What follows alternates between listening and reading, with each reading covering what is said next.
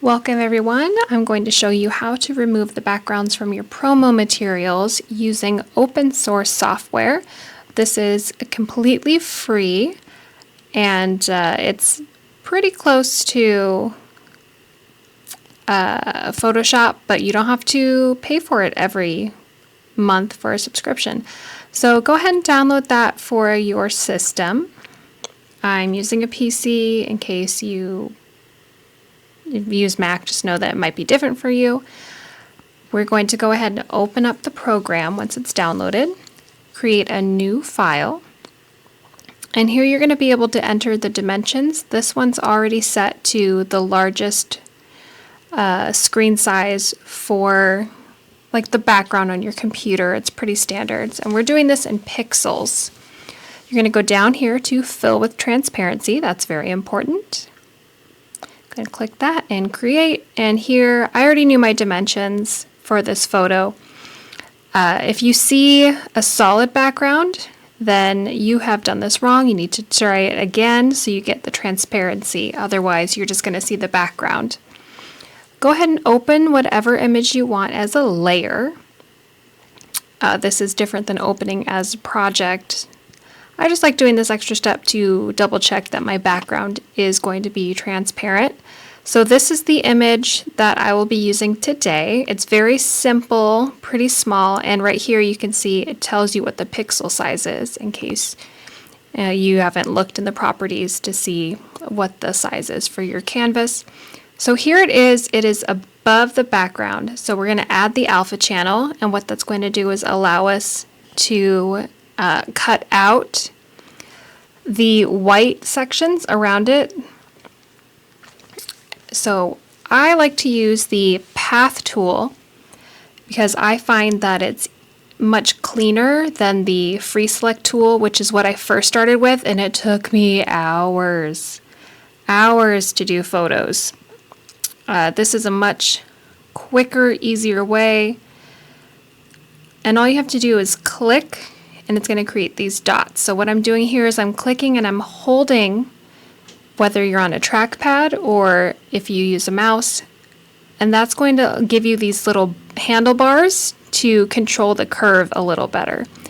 Now this one is a super simple shape. It's just a circle, nothing crazy. You can see it's a bit pixelated because I'm zoomed in so much and it's not that big. So I'm just going to go ahead and continue this all the way around the shape. And what I'm doing when I drag that is actually controlling the curve from two sections. So in the middle, the two handlebars will meet, so you have more control over the curve. If you want to do the free select, that's on you. Maybe you have a stylus that you can use on a tablet for this, if that's something I've never used on a tablet, but if that's something that you can get on your tablet and you're really comfortable, you've got a steady hand, great.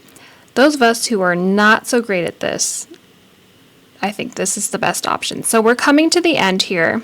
You can see the first dot, the first anchor, and the last one. So I'm going to make sure I have the last anchor. I'm going to lay it over the first anchor and press the enter key. And what you're going to do is see these walking ants is what they're called. So the line that you have shaped around your outline is going to be moving, so you know exactly what you want to do. And though this is a little extra step, feathering, so it's going to soften the line that you're creating. A lot of times I've used 5 pixel.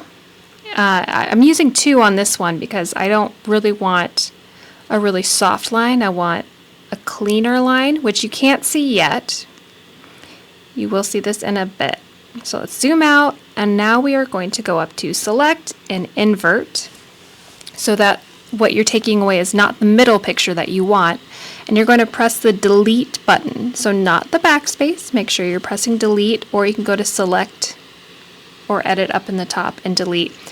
And now you can see the background is transparent, so you've got the grid. That just tells you that it is transparent. And you can see here it's softened a little bit on the outside. That's just an extra step. You don't have to do that. If you want something really crisp and clean, you can just leave it. But for my purpose, this was just fine. I didn't say this before, but you should always save your project. This was a little easy one, so I didn't do this, but usually as soon as I open the project and have everything set up in the proper order with the transparency, I will save as, and then continually save as you are working. That's very important, especially with how many anchors you might need to get around the entire shape. We've all been there where we're writing a paper and we didn't autosave and it wasn't built in, those of us who are ancient dinosaurs. So now I'm going to be doing export as. I like doing export as so I can double check what file type I want, and if it's not the right file type, I'm going to change it. So if you look over here, you can click and expand and you have a list of all these different file types that you can save it as. Now what it's already saving at is the PNG, which is what I like.